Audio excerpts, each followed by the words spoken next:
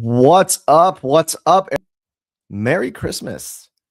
I hope you guys are having a good kickoff to your December. This is Alvin Louie over at Courage is a Habit. And I thought we would do this is going to be the last Courage After Dark for 2025. Rest assured, we are working very hard. We've got some projects that we want to kick off in mid-January, late January, early February that takes some time to queue up. And so we're going to be working very hard on that. I've got a couple of some media hits and everything. But as far as this show goes, this will be our last episode for 2025. It's been a fun year. It really has. And, here at Courage is a Habit, we were so grateful.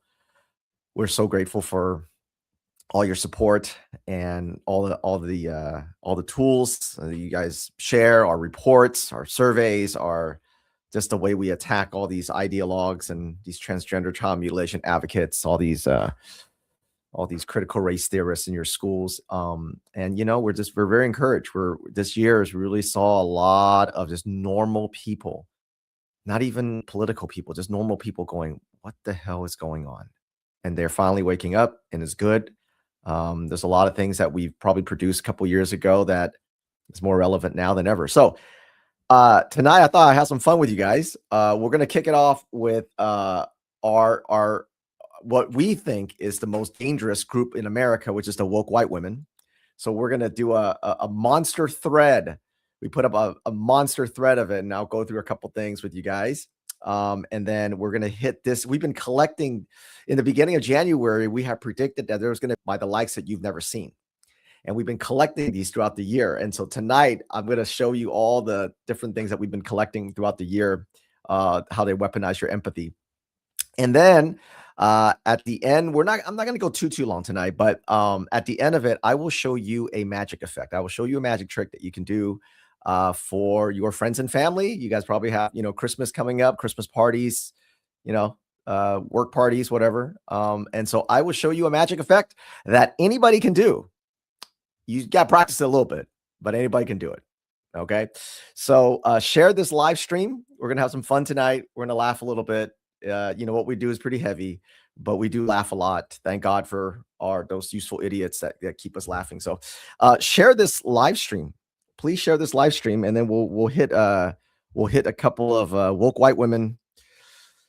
We'll kick it off, and then we'll hit the empathy campaign that we've been collecting, and then I'll show you share the live stream for me. wherever you're watching it from. And let's kick it off. All right, let's kick it off with of course,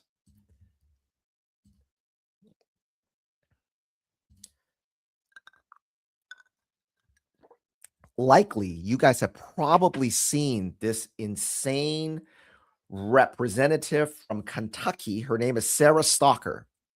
I am almost guaranteed that whoever's watching this, you have seen this video go around. And I'm so happy to see woke white women like her get put up and strung up with everybody just finally going, we're done with the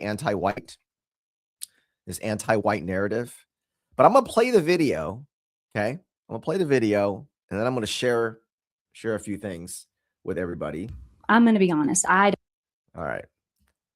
Let me make sure that we got the audio here. All right, good. Okay, here we go. This is a representative out of Kentucky. Her name is Sarah Stalker. What a name. Sarah Stalker. I kid you not. That's her name. All right, let's do it. I'm going to be honest. I don't feel good about being white every day for a lot of reasons, because it's a point of privilege that I get to move through the world in a way that so many of my other colleagues and friends and family members of the community don't get the privilege to do. And I'm just a female, but just a woman, just a white woman. If I was a white man, I would be functioning from a point of an even greater privilege. I think we're missing an opportunity when kids have a moment to reflect about how the color of their skin does and does not allow them to move through the world. Running to them and trying to stifle that and trying to say you shouldn't feel bad. So we don't want to ever expose you to something that is going to make you have to pause and have maybe some internal feelings. It's a missed opportunity for some really good dialogue. I'm going to be honest. White kids should feel bad. We should not miss the opportunity to make white kids feel bad because they're white. I'm telling you folks, look, the illegal aliens, the Somalians, the Haitians, all the illegals, all of them. Okay. Deport them all. They're dangerous as hell. Deport them all. Doesn't matter. Don't make any exceptions, whatever.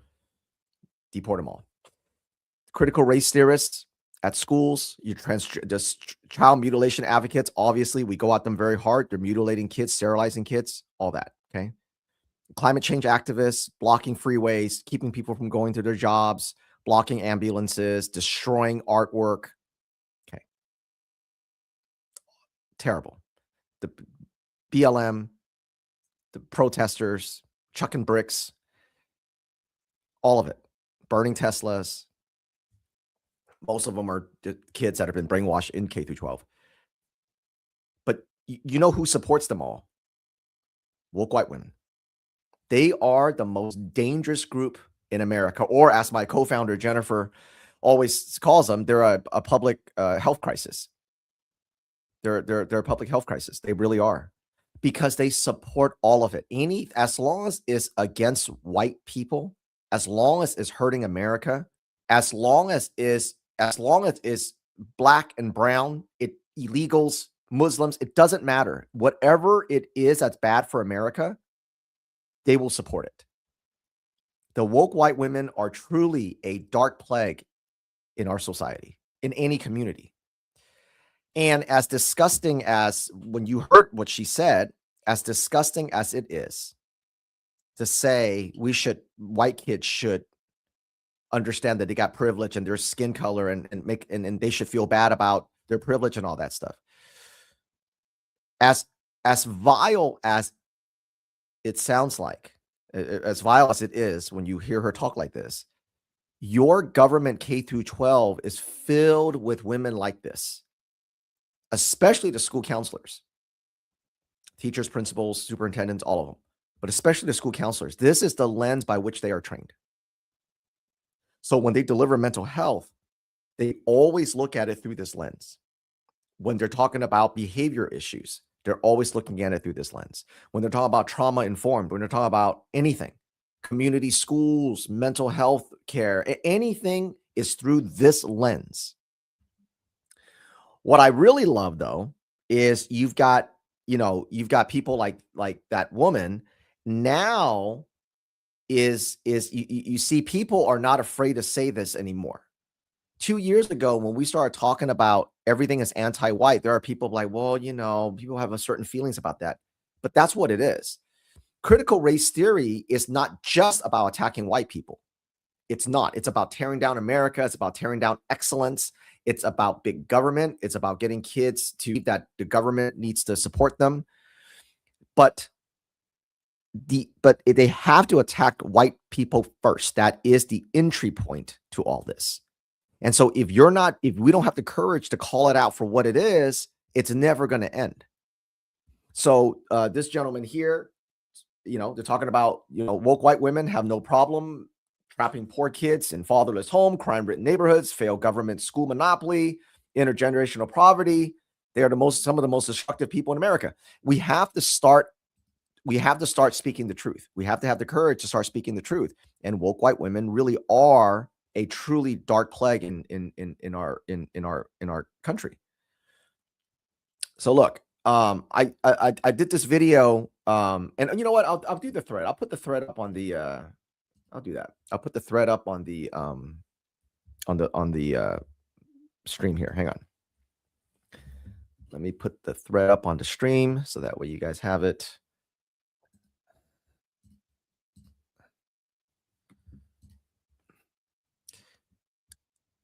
Here's the thread. Here's the thread that we're going through here. All right. Now it's on the stream. Okay. So I did this video in a little over a year ago, November 2024. Okay. I did this video and I'll explain. I did this video and I talked about how we talked about white guilt all the time. Okay, we talk about white guilt, but it's not white guilt. It's white shame. That's what they're putting into your children, especially if you have white children in the K through 12. That's what the school counselors do. That's what mental health is. That's what social emotional learning is. That's what culturally responsive teaching is. If you want to know who's to blame, it's the school counselors. Not to say that the other teachers and all that, they're not to blame. They are, but your school counselor is the one that drives the mental health initiatives, and your entire school is governed by mental health. And here's the most important thing. The school counselors are the only role in K through 12 that has one-on-one access to your children. That's why they push the transgender cult so much. That's why the transgender ideology is such a social contagion, because it's pushed by these school counselors. But when I recorded that video back in November 2024, I talked about that we should not be calling it white guilt. Here's the reason why. Okay. Guilt is when you do something wrong, something specific, like everybody else, like any other human that's ever lived. We do something wrong. We do something that we didn't mean to. And then we apologize because we did something wrong. That's guilt. Shame. So guilt is you feel bad about something you did. Shame is feeling bad about who you are. They're not teaching your white kids white guilt. They're instilling white shame. And there's no atoning for it. You can be an ally, you can bow, you can kiss the feet of every black person and brown person. It doesn't matter. The only way you can possibly atone is if you make sure that your kids are just as worse off as they are. That's what equity is. So remember, stop saying white guilt. They're not instilling, there's not white guilt. Guilt is about something that you feel bad about, something you did. Shame is about feeling bad about who you are. They're making your white kids, your white children feel bad about who they are. Okay. And so that's a hugely important distinction. And so that's what this video was for. Then the second video here, and again, it's in the thread because I wanted to nest this in the thread, was I talked about in this video here, white kid, I talked about how the transgender cult is primarily made up of mostly white children, like a huge percentage of white children. So why is that? Because if you listen to that Representative Sarah Stalker, this is the kind of messaging that all white kids hear. And they hear it from home too, from their stupid woke white mothers. And so they hear it in their media, they hear it everywhere. And so by the time they get to middle school, they know the white children know that they're on the bottom rung of the social ladder. They have no social value. They hear all the time, you're white, you're privileged, what you say doesn't matter. And if you think about being a child, if you think about being a kid who's trying to fit in, and you are simply just a nobody, no matter what you do. If you succeed, it's because you're white. If you don't succeed, oh, well, too bad. You still got privilege. Okay. You heard exactly what she said. So a child cannot, basically, they know they can't change their skin color. So they can't be black. They can't be brown. So, well, I can identify as something else. So I say these 4 magic words. I identify as whatever it is. And then all of a sudden you become a member of this club just by saying these magic words. And all of a sudden, these white children who has never experienced social value in their entire lives, they've been told that exactly what Sarah Stalker said. You should feel bad for being white. They don't know why. They just know that they're on the bottom rung of the social ladder. All of a sudden, they get this dopamine hit. The transgender cult. Now they're brave. They're stunning. Nobody can say anything to them. All of a sudden, they go from being just a white boy or a white girl who nothing they say is correct. Nothing they say matters, to instantly everything they say matters and they're beyond reproach.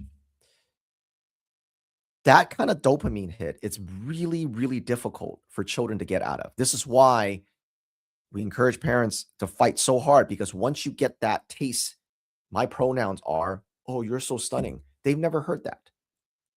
So this is why the transgender cult primarily sucks in the white children, because queer theory and critical race theory is the 2 sides of the same coin. And these woke white mothers and these woke white women set children up by telling them what a big piece of shit they are.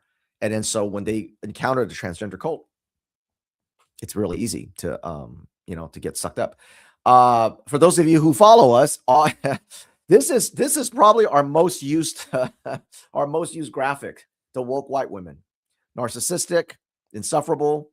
They've never met a social contagion they didn't love, so had to include that one in there. So I in the thread we talked about just those 2 videos. So throughout the time, we featured a lot of these same woke white women in different positions, right? Like I said, I'm not going to, click on every single one. Like this school board chair out of Maine, the portrait of a radical school board chair.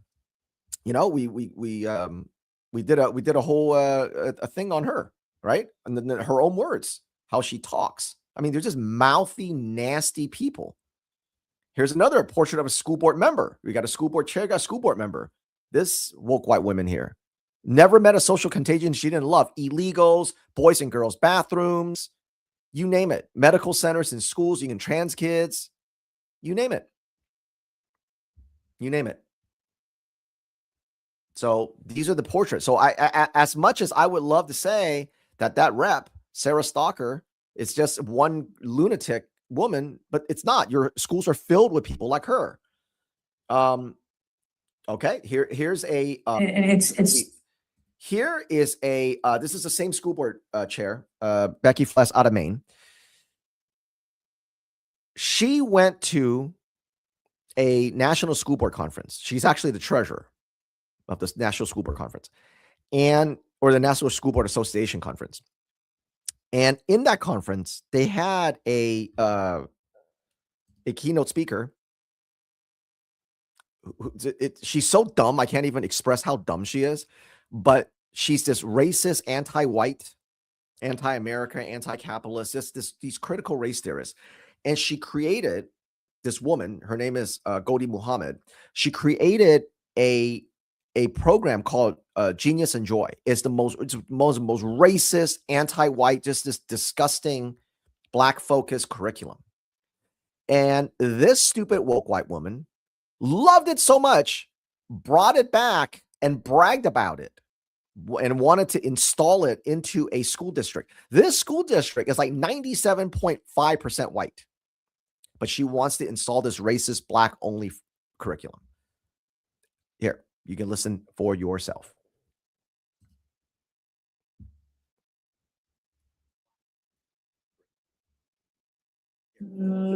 Talk with you just briefly about, I am a member of the National School Boards Association Board of Directors, and we have several conferences per year. So there you go. And it's a great opportunity. She was a keynote speaker there. Just Gholdy Muhammad here. Becky's bragging about it. And it's a great opportunity to be together with between 3,000 and 4,000 school board members from all across the country for 4 or 5 days to indulge in extra learning experiences. There's nothing political about it. There's no agenda about it. And I have a copy of a curriculum that was given out, and I honestly, which was free of charge to look at. I'm not a curriculum person, so I'll probably be handing this over to Angela. This curriculum is in favor of finding the genius in every child, Genius and Joy. And it was a wonderful speaker. Now remember what she said. It's not political. It's not political. This is great. We want to do it. Okay. Let me read a little bit from this non-political curriculum that she wants to install into it. This is from her book. This is from her book, and this is what the curriculum is based off of. Okay.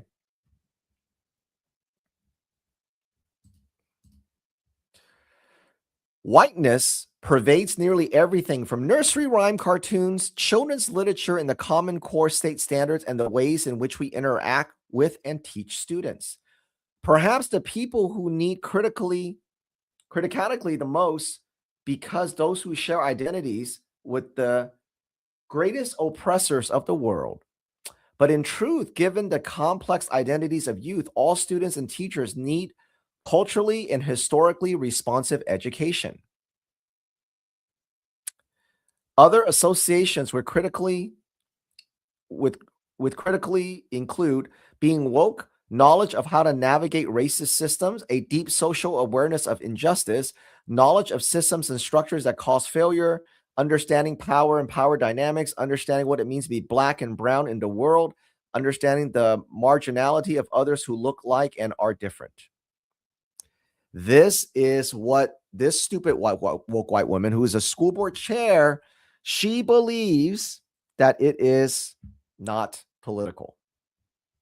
Okay. I did not mean to close that. So you see, this is just a small example of the kind of people that runs your K through 12, your curriculum, and I mean everything, your mental health, all of it. Okay, here's one of our favorites. This is okay. This one here. All right, let me share this. This is a school counselor. Okay. All right. Her name is Jennifer Susko. Okay, her name is Jennifer Susko. And you can find the entire thing in courageisahabit.org. You click on courageisahabit.org and go to school counselors and click on Behind Closed Doors 3. We featured her in Behind Closed Doors 3. So she is a woke white woman, school counselor, one of the representatives of the American School Counselor Association. Okay. I'm going to read you some of her posts. Okay. Some of her ex posts. All right. You ready? Okay. This is Jennifer Susko. This is a school counselor now for a middle school. Okay. Either elementary or middle school. I can't remember now. But we had featured her back in 2022. Okay. On Behind Closed Doors 3. I know I'm not supposed to delete white friends, but strong urge to purge anyone posting totally random, silly stuff right now. I know a thing or two about those white parents making baseless claims. Hope to keep seeing them losing is what she meant. Google white fragility and get comfortable being uncomfortable. Don't whine, explore how we can right wrongs. #BLM.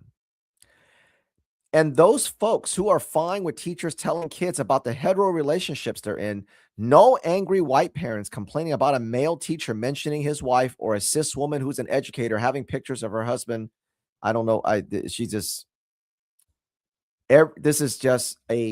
This is what a school counselor is. She is a activist, mouthy, trash mouth, anti-white. I'm getting ready to buck the CRT ban and throw down the gauntlet again at ASCA 2022, but I'm kind of scared my flight to Austin will be canceled. She's just saying all these CRT bans, I'm going to buck it. Would be wonderful to get Dana Simmons and liberated Ed SEL. Dana Simmons is one of the critical race theorists. Elevated because we do need to incorporate anti-racism into SCL. This whole no CRT is anywhere in schools is not helping because it's saying we don't address social emotional components of race and racism. And that's silly. We do. Remember, folks, school counselor, middle school. And listen here, put critical race theory champion on a plaque or eventually my tombstone. I'd be beyond honor for the civil rights geniuses of our time to see it. Excuse me, no, I am a white activist. Get a new word for these folks immediately. Poor journalism. Now, we exposed this woke white woman, Jennifer Susko, in 2022. So, of course, in 2024, they gave her an award. That's right. ASCA, the American School Counselor Association, the very organization that is responsible for all your children's mental health, gave this stupid bitch an award. Why? Because she's radical. She pushes transgender ideology. She pushes anti-white. She pushes critical race theory because that's what they are. That's all they are. That's all the school counselors are. That's all mental health is. There is nothing beneficial about mental health for school counselors in your children's schools. They're all Jennifer Suskos. That's all they are. Okay. That's all they are. So you can see the thread here below that they gave her an award in April 2024. Yes, that same woman. Talking about infusing CRT with critical race theory into SCL. And like we've always said from the very beginning of our inception, social emotional learning is just a delivery system for critical race theory. That's all that is. So all your mental health systems is about that. Here is just and then I threw some, we have so many. We could do a 50 post, 100 post thread, but we just threw a few, just random woke white women that we've encountered over the years. And you'll recognize them. They're all in your community. These woke white women are in your community. Okay. I'm totally cool with trans girls playing in her league. This is a woke white woman with a daughter playing sports. Have no problem with a man playing sports in her leagues. They aren't a threat to her or her team, and sports should be welcoming to all who want to play at any level. Don't penalize an athlete because of their gender. Just stupid shit like this. They're all like this. They're dumb as hell. Here's another woke white woman. We asked her, what words do you have about this white kid who got stabbed to death by this black student? Stabbed to death at some high school game. This is what this white woman said. I said, we asked her, what words do you have for his family? The white boy's family. This is her answer. How do isolated acts of violence, this black student stabbing him to death, how do isolated acts of violence weigh against centuries of genocide, war, slavery, and robbery at the hands of power structures comprised entirely of white men, I wonder? You understand? This is how these woke white women think. It doesn't matter. It doesn't matter what happens to a white person. If it's at the hands of a black or a brown or illegal or trans, it doesn't matter. This is what is in your school system. This is called culturally responsive teaching. Okay, that's what this is. Oh yeah, okay. So the person called today, the account today, he has a 7-year-old son. I remember this. This was actually a while ago. He had a 7-year-old son just about 2 years ago, and he was fighting to keep him from being transed at school. I think if I remember correctly, he might have had an ex-wife who was one of these woke white women trying to trans his 7-year-old son. Here is what Jen Met said when he said school counselors are keeping secrets from him. This is what this woke white woman said. I'm glad your child had someone to support them when you rejected them and didn't give them the support they needed. This is how disgusting these woke white women are. This father is trying to fight to keep his 7-year-old son from being trans, and his school is working against him. And this is what this rotten bitch said to him. I'm glad that your son had someone to support him because you didn't support him because you rejected him because you didn't think he was a girl. He said, he's 7. What's wrong with you? And she goes, what's wrong with you for rejecting your child? What is wrong with you for not opening your heart to him and helping him navigate what must be extremely confusing and scary feelings? How sad he had to reach out to someone else and not the person he should feel the most safe. You see, you cannot, there is no coexisting with these woke white women. There is not. There is none. They're dumb as hell. They're low IQ, idiot empathy. Anything bad, they support. This woke, you know what? I'm just going to read it. I'm just going to read it because it'd be hard to believe if I'm trying to tell you. This woke white women. If kids and parents receive their education, she's talking about the transgender ideology, by the trans. If kids and parents receive their education on TikTok, and that allows them to make a tentative self-diagnosis, then awesome. My personal story of coming out as non-binary, she goes by she, they, because she's non-binary, is similar. At 50 years old, my 15-year-old son, she means daughter, okay, her 15-year-old daughter, explained her experiences of meeting gender people, basically transgender lunatics, at a kids camp, and bam. That's what she said. After 45 years of trying to explain how I don't feel like a girl woman, despite being born a girl woman, finally had a name. My daughter diagnosed me. She wasn't wrong. I've been trying to explain my internal feelings of nonconformity for decades. This insane woke white woman not only lost her daughter at some lunatic transgender, some camp that she met some transgender, her daughter got trans. Now she believes she's a son, came home and trans the mother. This is the lunacy of woke white women. Lost her daughter to the transgender cult. Daughter came home, trans the mother. Because we see this at the most root level and in the K through 12 with school counselors and teachers and school board members and principals, and we cannot express how degenerate and how broken these woke white women are. It's unbelievable. I mean, this is our material, and because we haven't seen it in a while, even for me looking at it, it's like, oh my God, it's lunacy. It's absolute lunacy. Here's a transgender child mutilation advocate. We showed her this picture of this horrible picture, right? Of this minor who had her breast cut off because of this social contagion. And we asked this rotten, dumb bitch, we asked her, why do you support transgender mutilation surgeries for minors? Why would you support something this horrific? You know what she said to justify this horrificness? She said, notice how that person is smiling. You should try it sometime. Kid you not. That's what she said. Look at the person smiling. This child's mutilated for the rest of her life. Now, of course, this transgender child mutilation advocate, as a proud parent of an LGBTQ teen, of course she transes her daughter. Of course. It would be ridiculous if she didn't. All right.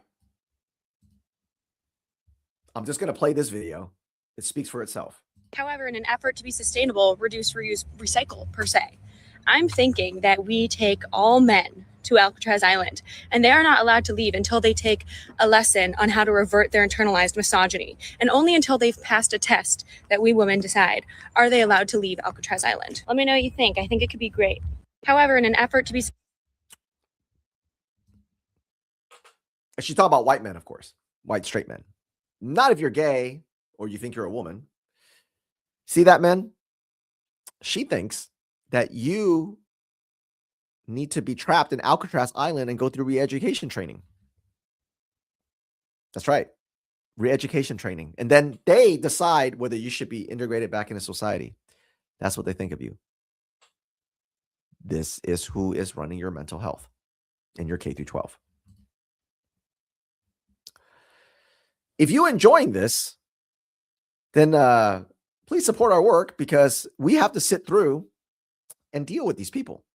So your support goes a long way to help us, do things like, run a live stream show and subscriptions and things. So everybody who supported us this year, whether you share our tools, whether you gave us $10 or $20 or $100 or whatever it is, thank you so much. Truly, truly, you allow us to do what we do. And our little team here could not be more grateful for all your support.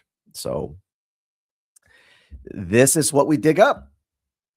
This is how we teach parents how to fight. Yeah. Okay. So, you know what? There's really no way to set this up. Here you go.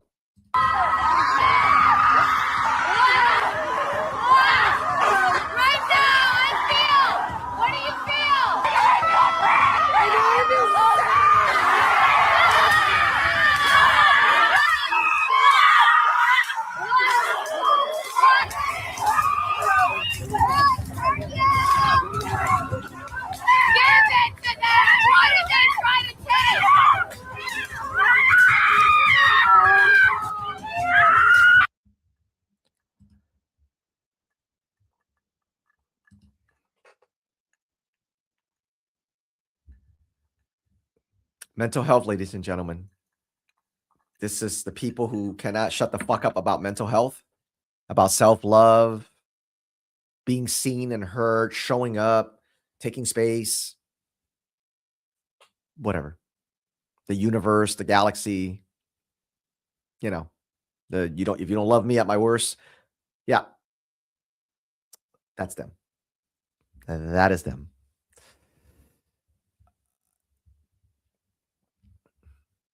That is them. Here we go. Another disgusting woke white woman. Transgender cultist, of course. We showed her a horrific crime. This is an illegal, who's a transgender. This illegal piece of garbage believes he is a woman, rapes a 14-year-old boy in the bathroom in New York City. We asked this rotten woman who talks about empathy. I'll always have empathy and compassion, and a heck of a lot more than you with your embrace exclusion slogan. So we showed her this case. This illegal alien pretending to be a woman rapes a 14-year-old in a bathroom in New York City. Here's what she said. You posting these photos does nothing. I stand by what I say. People in the United States are entitled to due process, not mass deportation. Yep. There's the empathy that they cannot shut the hell up about. And let us. This is a church. They've now infiltrated your churches. In body or spirit, and let us confess our faith today in the words of the Sparkle Creed. I believe in the non-binary God, whose pronouns are plural. I believe in Jesus Christ, their child, who wore a fabulous tunic and had 2 dads, and saw everyone as a sibling child of God. I believe in the rainbow spirit, who shatters our image of one white light and refracts it into a rainbow of gorgeous diversity. I believe in the Church of Everyday Saints, as numerous, creative, and resilient as patches on the Ace quilt, whose feet are grounded in mud and whose eyes gaze at the stars in wonder. I believe in the calling to each of us that love is love. So, beloved, let us love. I believe, glorious God, help my unbelief. Amen.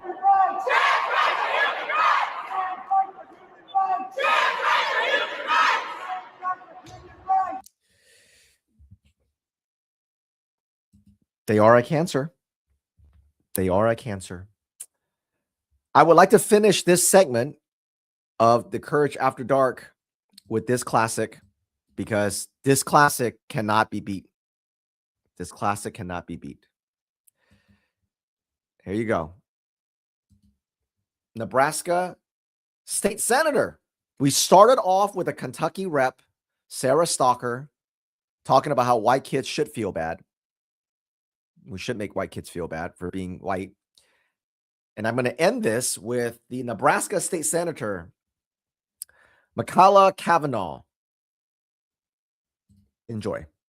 We need trans people. We love trans people. Trans people belong here. We need trans people. We love trans people. Trans people belong here. We need trans people. We love trans people. Trans people belong here. We need trans people. We love trans people. Trans people belong here. We need trans people. We love trans people. Trans people belong here. We need trans people. We love trans people. Trans people belong here.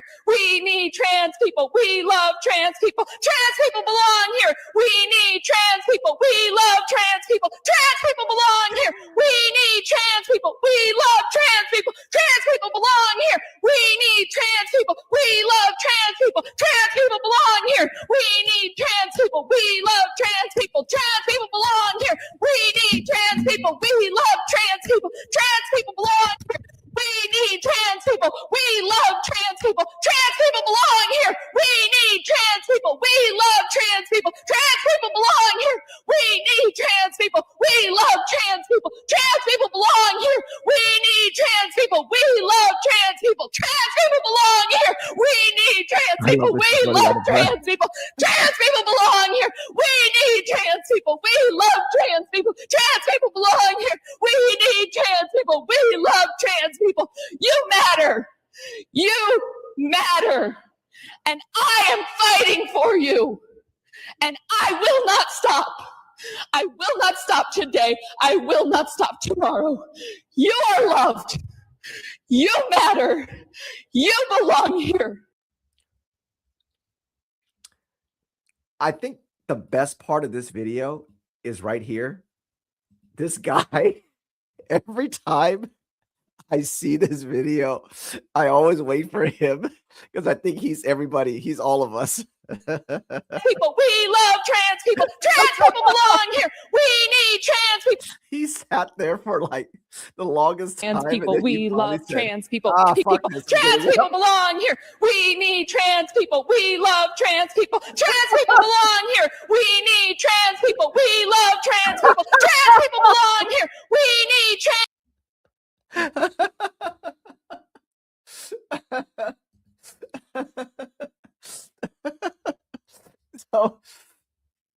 see, I mean, then we got, we got a school counselor, portrait of a school counselor, a radical school counselor. But look, this is just,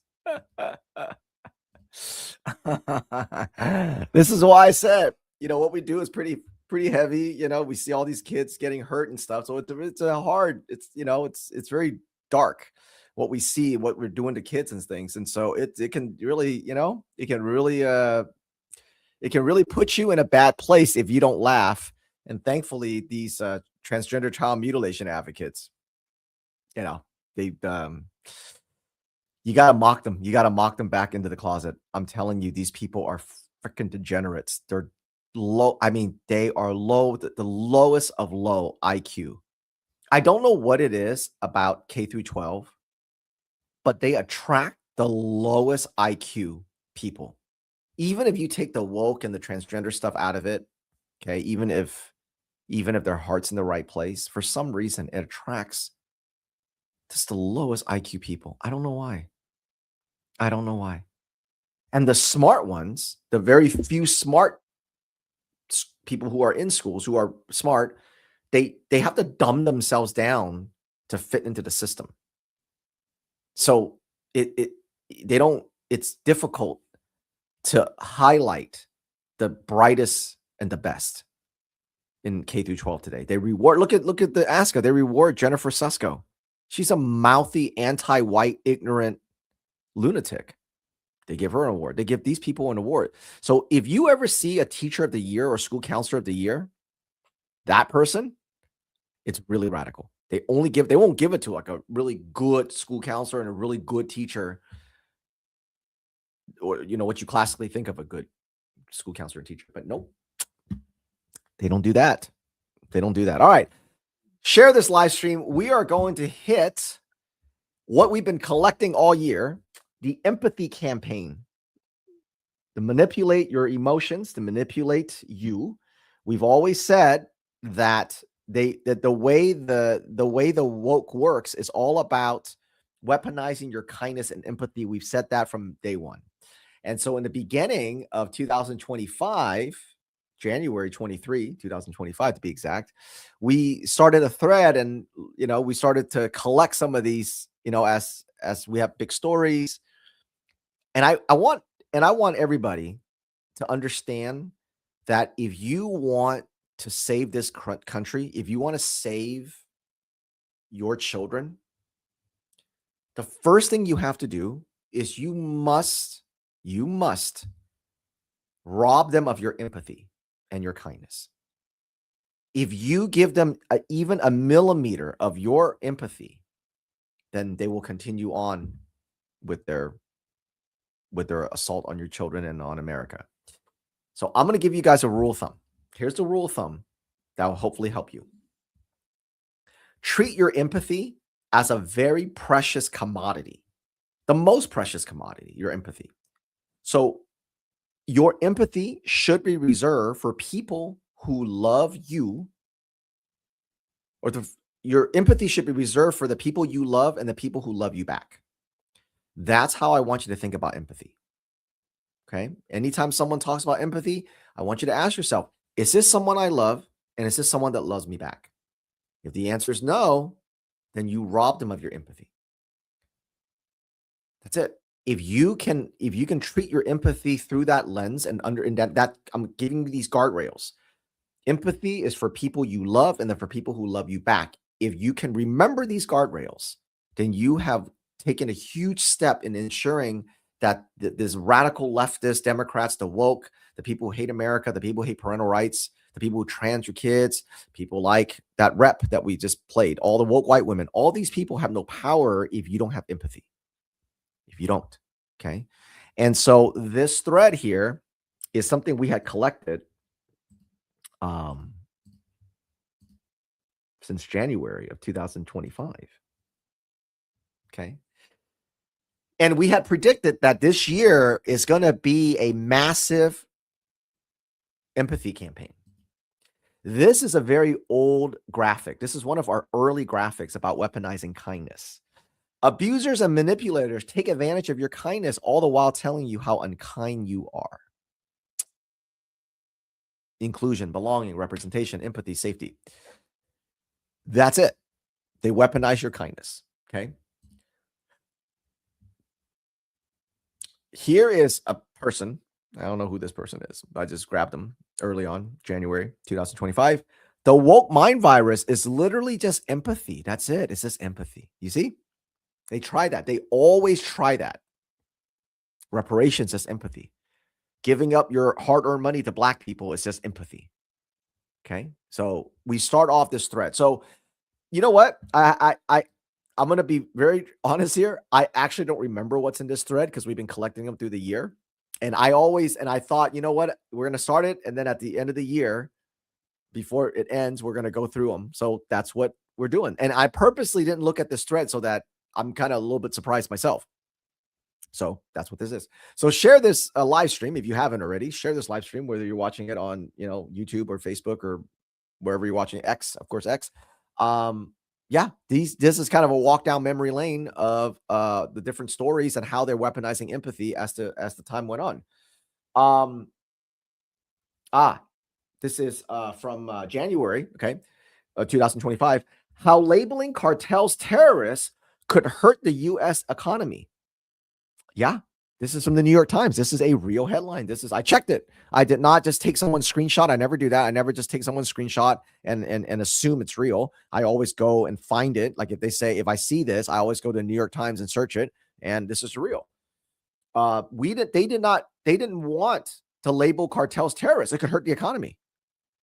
I mean, you don't want to do that. You don't want to call them bad names.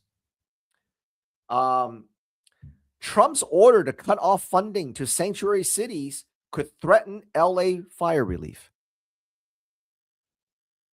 You see how they convolute things? They always convolute two separate things. President Trump cut off money. Okay. They cut off money from sanctuary cities who allow illegal aliens, and they hide them. They protect them from ICE. Could threaten LA fires because this was done in January when California had the fires. This is my friend Adam. Okay, so he's hilarious. If you're not following him, his username is @wrong_speak. He's freaking hilarious. He's written a couple of books, self-taught writer. He's just a good dude. Okay. So forgot about this. So Billy Baldwin, leftist actor Billy Baldwin, okay, super woke, super leftist, this is super, he might as well be a woke white woman. Just curious, who does MAGA think is going to rebuild the thousands of homes destroyed by I don't know what he spelled that, Pacific Palisades fires? He's basically, what he is saying is, if you deport illegal aliens, who's going to rebuild the homes destroyed by the fires in LA? And Adam had the best response. So you see what Billy Baldwin's trying to see. He's trying to weaponize your empathy, right? He's trying to take the people who lost their home in the fires and say, well, what about them? If you deport the illegals, who's going to help rebuild their homes? Trying to weaponize your empathy. So Adam says, Dear President Lincoln, since the emancipation of my property, my fields and livestock have become unbearable to tend myself. There have been dire consequences of letting our rightfully purchased slaves go without compensation. William Joseph Baldwin.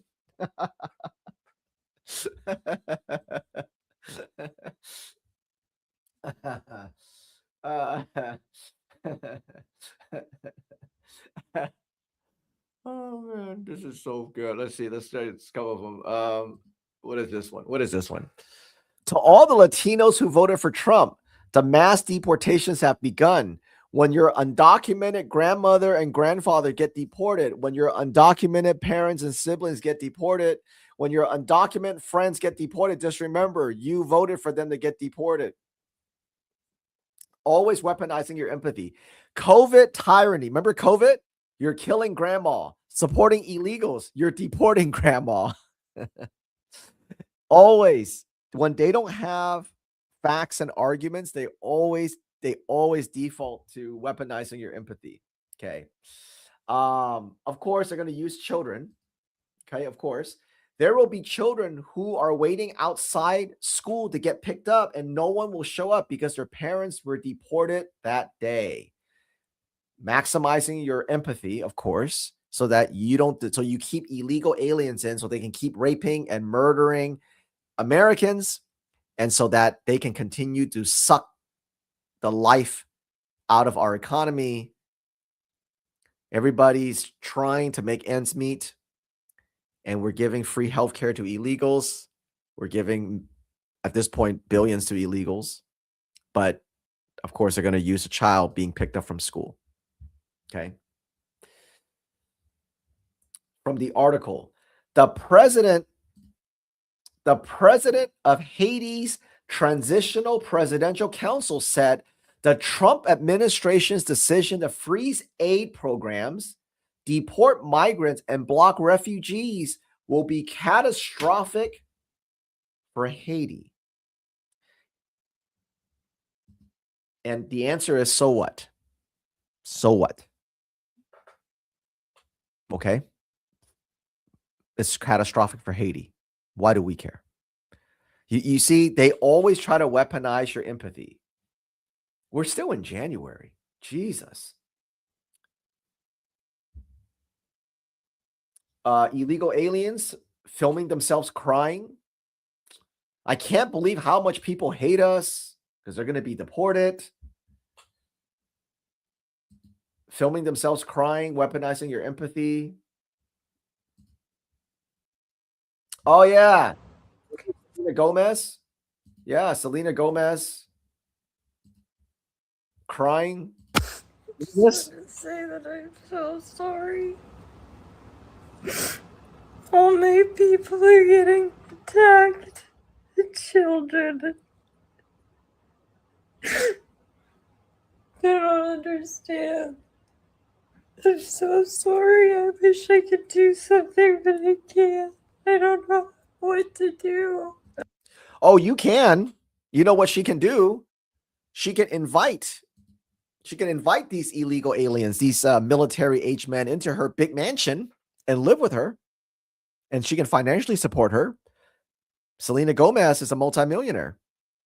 She didn't do that, but she filmed herself crying because she wants you to do that.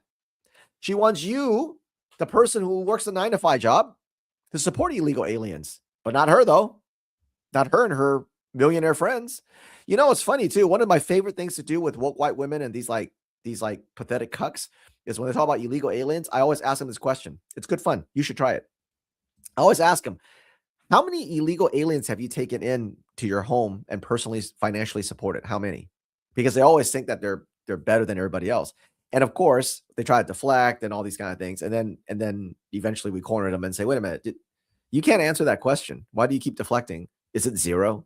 Did you take 0 illegal aliens? And then I say, well, I took 0 illegal aliens too. So we're the same, because they always believe that they have more empathy and compassion and they're a better human being.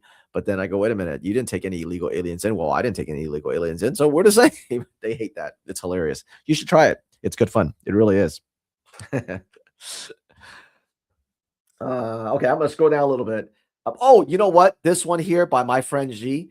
You know what? She's awesome. This one, everybody should use this one. Everybody should use this one. They use it all the time. This guy, this white cuck here. Don't forget that Jesus was once a refugee. So were Mary and Joseph. I've used this so much. G's van, she's great. Communists portray Jesus as whatever suits their agenda. A refugee, a socialist, a communist, a woman, gay, trans, black, and more. Just screenshot this and use it. They always use Jesus. Always. Always. There's a trans guy talking about he's afraid. So our answer is, so what? Too bad. Man, we collected a lot. Oh, here we go. USAID. So remember when USAID? Guy. Let's be clear about what's happening right now in Washington, D.C. Elon Musk is the wealthiest guy in the world. He contributed $270 million to elect Donald Trump as president. Surprise, surprise. He is now having the most important job in the United States government. That's what happens when you make a huge campaign contribution. And by the way, Musk today is $150 billion wealthier than he was before Trump was elected. How's that? Not bad. Now, what Musk is trying to do right now is to destroy USAID, a program which helps hungry and sick children all over the world, the poorest people in the world. That's what the richest guy in the world is doing. Today, he's going after USAID. Trust me, tomorrow, he will be going after the programs that impact you and your family. That is Medicaid, that is Medicare, that is community health centers, that is education, that is Pell Grants, that is affordable housing. Together, we are going to stand up and. You see, every time we find corruption, and Elon Musk found a ton of corruption in USAID, it wasn't going to poor kids, it wasn't going to hungry kids, it was going to all this garbage. Billions stealing from Americans throughout the years. It's always about poor kids. It's always about hungry kids. That's the weaponization of empathy. Oh, that's all they have. That's all they have is to dangle people in front of you that need help, and then you ignore the atrocities that they're trying to cover. This whole thread is like this. Oh, this one's funny. Oh my God, this one's funny. Yeah, so Brianna Morello, she's a really good independent journalist. This article is about a man in Uganda upset because Americans won't be paying for his HIV meds anymore. So this is one of the things that Doge had found. One of the many things that Elon Musk's Doge had found. He tells the BBC since his wife won't have sex with him anymore because she's HIV negative, he will now have to separate from her. They all blame President Trump. You see, when you're weaponizing your empathy, Americans, you have to pay. You Americans have to pay for the HIV medicine of some dude in Uganda. And if you don't, and he has to separate from his wife, then you're the bad guy. This is the weaponizing of empathy. Poor disabled kids. Okay, this one here. What was this one? Okay, so this is from our friend Trisha. She's up at Homeland Security. 21 years later, deported back to a home he barely knew. Look at the New York Times. Look at this photo. Don't you feel bad for this guy? He's been here since he was a little boy. He's been here for 21 years and he's being deported back to a home he barely knew. Look at this. Look at this. Don't you want to cry? Don't you? You don't want him deported, do you? Trisha, the New York Times conveniently glossed over that this illegal alien, I didn't pronounce his name, is a convicted kidnapper and was sentenced to 15 years in prison. In 2008, he was issued a final order of removal because of the Biden administration's open border policy. This criminal illegal alien was released onto the streets of New York. You see how disgusting the legacy media is. The New York Times knew this about him, but instead focused on that he's been here for 21 years and he's being deported back to a home he barely knew. And out of the 21 years, 15 of those years, he was serving a sentence. My God, these fucking people are so dishonest.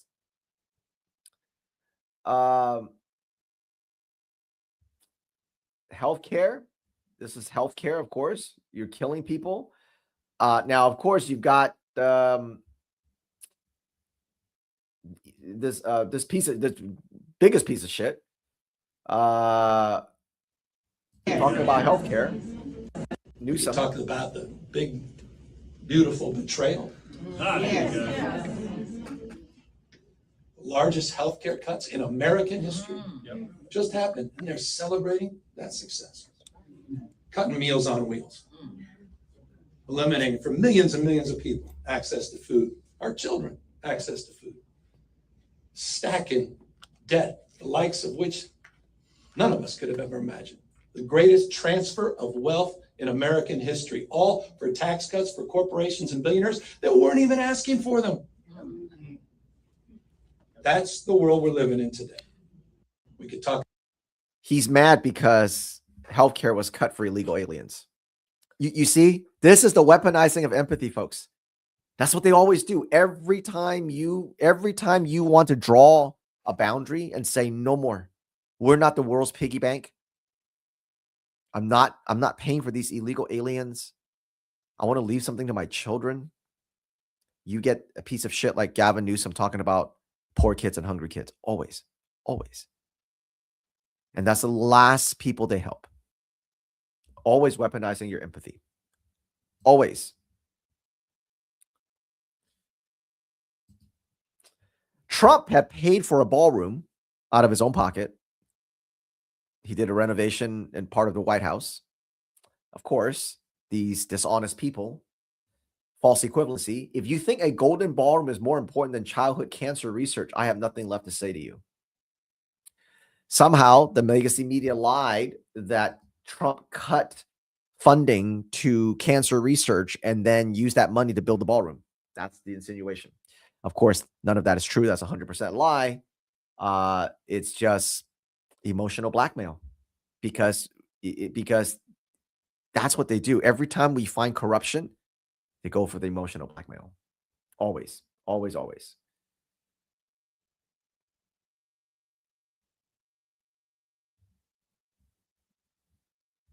All right, let's do one more.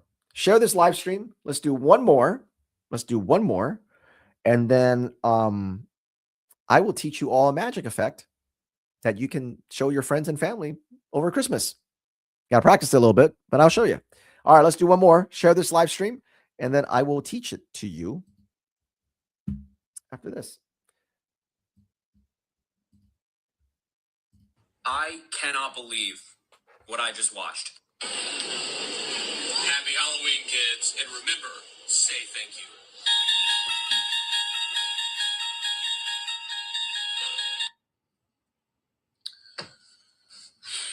Wow. What the fuck do we say at this point anymore? We just want healthcare. We just want healthcare. We want our fellow Americans to be fed. Stop lying.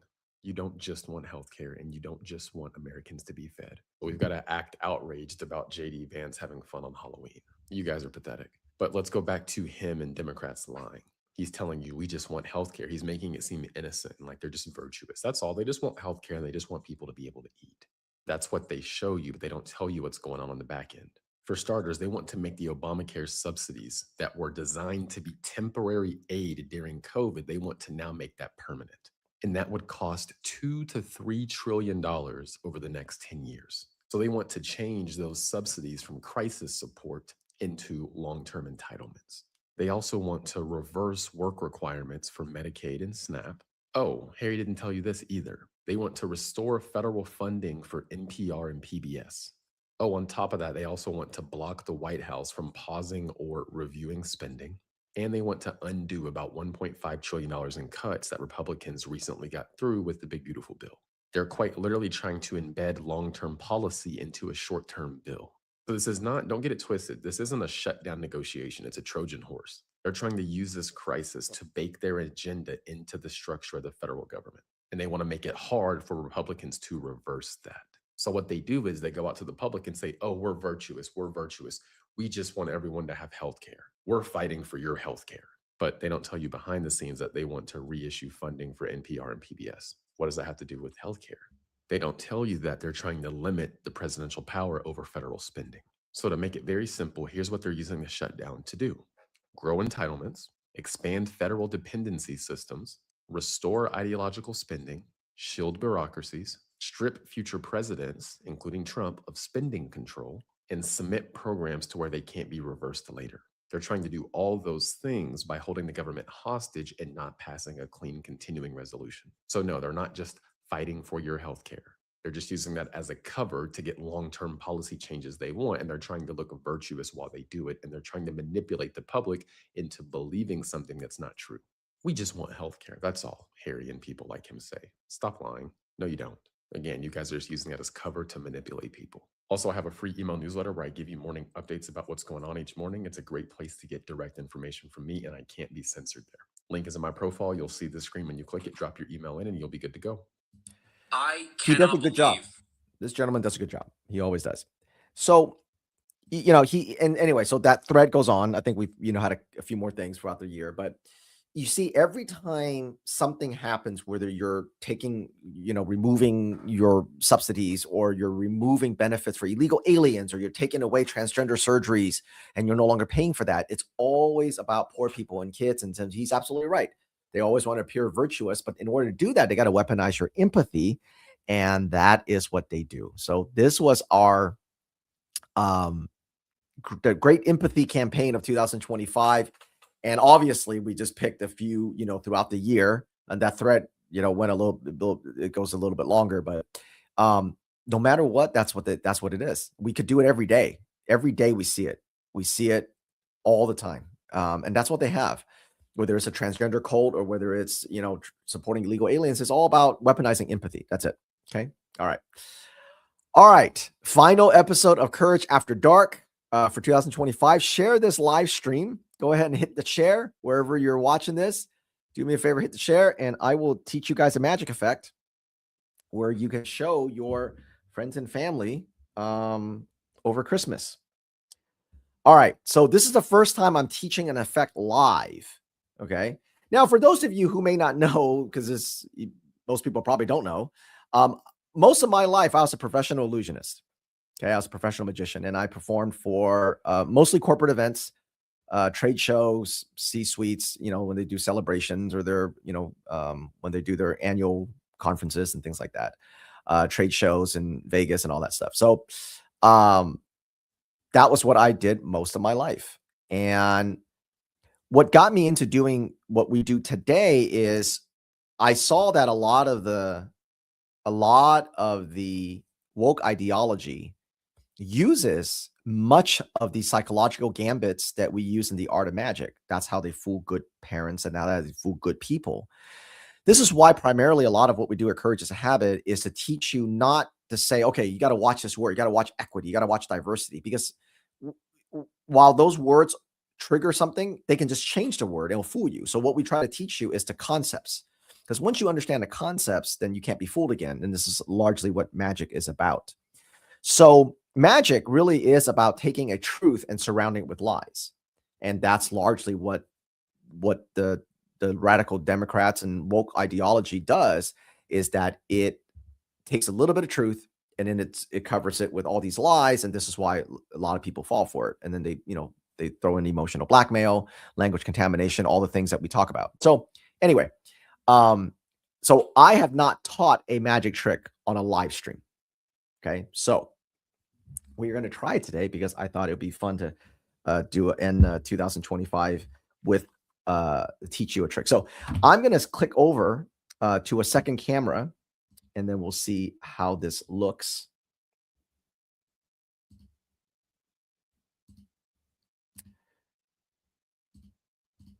Let's try that. Okay, good. All right. Okay.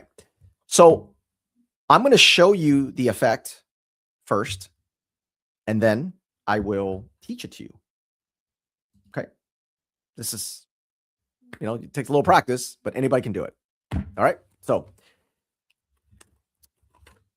if you were here, most of this effect takes place in the hands of the spectator. So you actually don't do much as the performer, as the magician. Okay. But because I don't have anybody here to hand this deck to, I will play the spectator. So you take the deck out of the box. Okay. You can give it a shuffle if you like. You don't have to. Okay. Give it a shuffle and give it a cut. Okay. All right. So I will hand the deck to the spectator, and I'm going to give them this instruction. Okay. I will tell the spectator to break the deck into 4 roughly equal piles. It doesn't have to be perfect.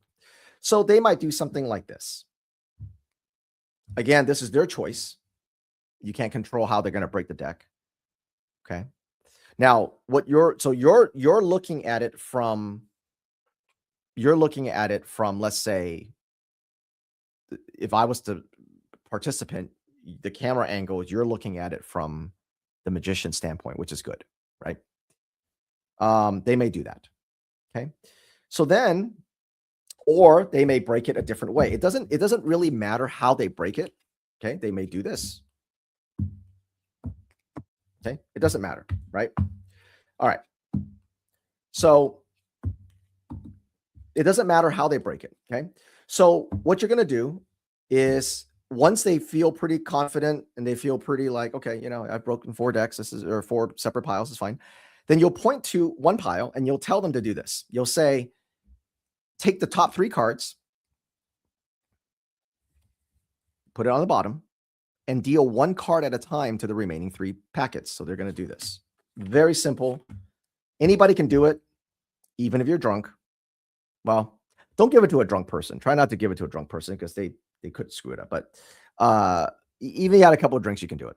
And then you take this next packet and you say, take the top 3 cards, put it on the bottom, and deal 1 card at a time to the remaining packets. And they'll do that. By the time they get to the 3rd packet, they're, you know, it's not difficult, right? They're going to know what to do here. Okay. Then final packet, they're going to take the top 3 cards, deal 1 card at a time. Now, remember, this is done largely in their hands. Once you hand them the deck, you're just giving them the instructions and you never touch the deck again. But even though you don't touch the cards and they dealt the, you know, 3 cards on the bottom and they did all that, they will deal themselves 4 aces. Okay. I will teach you how to do this. This is quite simple, but you just have to, it's something you have to sell. Okay. And I'll explain how that works. All right. So you start off with the 4, where's my camera? You start off with the 4 aces. Okay. The 4 aces on top. Okay. Like this. You start out with the 4 aces on top and then you have it in the box. All right. Now, when you take the deck out of the box, you could give it a shuffle. I recommend you give it a shuffle, but it's very easy. Most people probably know how to do the bridge shuffle, right? So you just have to remember that when you take the deck, obviously the 4 aces, okay, the 4 aces are on top, okay? And so when you give it a shuffle, all you have to do is make sure that when you shuffle, the last several packets up top, you see? And then when you can bridge it, you can do whatever, but it doesn't matter because you're retaining the top 4 cards, okay? Now, you don't have to do it this way. I will teach you a cut that looks quite deceptive. And here's the cut. You take the top packet, you put it down, and you take the bottom packet and you do this, and then you complete the cut. It looks like you cut the cards, but you don't. Okay, so that's a nice deceptive move. Okay, so what you do here, I'll do it in slow motion. You take the top pack, you just take about half. Doesn't really have to be half. It doesn't matter. It could be a quarter or whatever. Take about half. And when you do this, you motion towards you and then you swing back this way. So you motion towards you, swing back this way, and then you drop the top packet. Then you take this packet. So essentially all you're doing is this. That's all you're doing. But because you do this motion, it looks like you're completing the cut. That's it. Okay. In either case, you can do that. You don't have to do that. You can take the deck out and say, here, hold it in your hands. All right. Now, for the purpose of the training, I'm going to remove the 4 aces. And I'm going to instead grab 4 aces that is a blue back so that you can follow it because it's easier to follow when you have the blue backs. This is why the cards look the same in the back because it's hard to follow. So what you do is this. You're going to tell them, the spectator, remember now, you're looking at it from the magician standpoint, so I'm the spectator now. And you're going to tell them, look, I want you to just break the deck into about 4 equal piles. It doesn't have to be perfect, okay? You tell them that. And then so then they do this. They're going to do something like this, okay? Something like that. The only thing you have to do, okay, the only thing you have to do is you have to keep track of where the aces are. Now, in this case, it's easy because you see the blue backs. But what is not the blue backs, you have to be able to keep track of the aces. Okay. So when they cut, you have to remember where the aces are because they could cut it, right? They could do this. All right. Depends on how drunk they are at your Christmas party. In either case, most people will deal left to right because it's like clockwise. Okay. That's how we read. We read, left to right. So if you're doing this for most people, they're most likely going to deal it like this. Okay. All right. So you just have to remember where the aces are. That's it. So if you remember that, the rest, it just works. So then you point to a pile. You can start any pile, but I like to start with the one that goes clockwise. So you're going to point to the pile and say, I want you to pick that up, put it in your hands. I want you to take the top 3 cards, put it on the bottom, and deal 1 card at a time on top of the remaining packets. 1 card on top of each remaining packet. That first one, you're going to go slow. You're going to walk them through it slow. You say, take the second packet, do the same thing. Take the top 3 cards, put it on the bottom, and deal 1 card at a time. And then you're going to go great, right? Very easy. By the time they get to the 3rd packet, they're pretty confident. They're like, okay, I'm going to repeat this. Deal 1 card at a time. When they get to the last packet, here's what's happening. What they're literally doing is that they are taking the top 3 cards, which they just dealt 30 seconds ago, and putting it on the bottom. But because you've conditioned them, okay, because you've conditioned them from this packet to this packet to this packet, that you're taking the 3 cards and putting it on the bottom, by the time you get to the last one, they're just going to automatically do it. They're not going to question it. Okay. That's conditioning. And so when they get there, they're going to literally deal the top 3 cards, and they're going to deal themselves the 4 aces. Now, when you see this trick, you're going to go, who's going to fall for this? I'm going to tell you, everybody falls for this. Everybody. And the reason why they fall for it is because of the conditioning that you did in that first 3 packets. When you tell them, the first is going to be kind of weird. They'll be like, okay, take the top 3 cards. You can look at it if you want. They'll be like, okay. And then deal 1 card at a time. They might go, okay, so like 1 card. They'll be like, yeah, just 1 card at a time. On top of each packet, they're going to go, okay. Now take the second pack and do it again. And when you see this, okay, right? When you see this and they're literally just dealing the take 3 cards and, deal like this, you're going, wait a minute. When they get there, aren't they going to just think, these are the 3 cards I just dealt, but they won't. People just don't. If you sell that first 3 packets right, they don't. And largely, if you think about the way woke ideology works, that's what it is. It's conditioning. It's conditioning people. Trump's a fascist. Black Lives Matter. Trans rights, human rights. It's that conditioning. It's that repetition. That's why this is why the legacy media is so dangerous, because it's constant repetition. They did that same thing with COVID. Mask saves lives. Mask saves lives. Stay home for us. It's just that repetition, and people stop thinking critically. Just like this simple trick. You're watching it now. When you're watching the tutorial, you're going, who's to not know that this is just the top 3 cards that they just dealt themselves? But they don't, simply because somewhere along the way their critical thinking stops, and then they do it themselves, and then it's a miracle to them, even though they're doing this themselves. And that's how a lot of this works, folks. That's how a lot of this works. It's just like a magic trick, right? It's just conditioning you.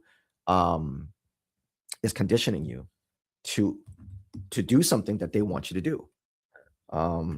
Most of magic that's what it is. And so, it's easy to follow, right? When it's blue, it's a lot harder to follow when it's red, right? When it's red and you do it at speed, especially if you're throwing in this, right? If you're throwing this in, okay. Kind of hard to follow, right? It's kind of hard to follow.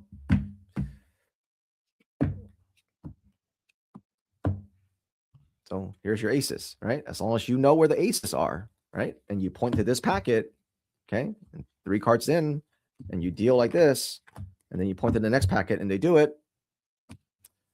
That's all it is. So I hope everybody can use that, and you can use it, have fun with it. during Christmas, your parties and everything, and practice it a little bit. Don't just do it. Don't just do this without practicing. Practice a little bit. Show it in front of someone that you trust. And then show it to your friends and have fun with it. It's for those of you who really fight this. Try to tune out, try to get off social media a little bit, enjoy your family and friends. There is a big world out there beyond what we fight. There really is. Obviously what we do is really important. What we fight, whether you are fighting against, medical tyranny or the illegal aliens or what we do, which is indoctrination in schools, is all of it important. All of it's very, very important. But, you have to also take time, give your brain a break, give your heart a break, and enjoy the Christmas. I love Christmas. Enjoy it with your friends and family, and then come back refreshed. It's always going to be here. I promise you. There's nothing so important that you got to keep up with things. No matter how bad things are, no matter how good things are, there's always going to be another story. There's always going to be another drama, and this things that we fight not going anywhere. They really aren't. And so we need you fresh. We need you sharp. We need you guys focused, ready to execute on things. So have a Merry Christmas. Thank you again for all your support. With Courage is a Habit, we never take any of you for granted.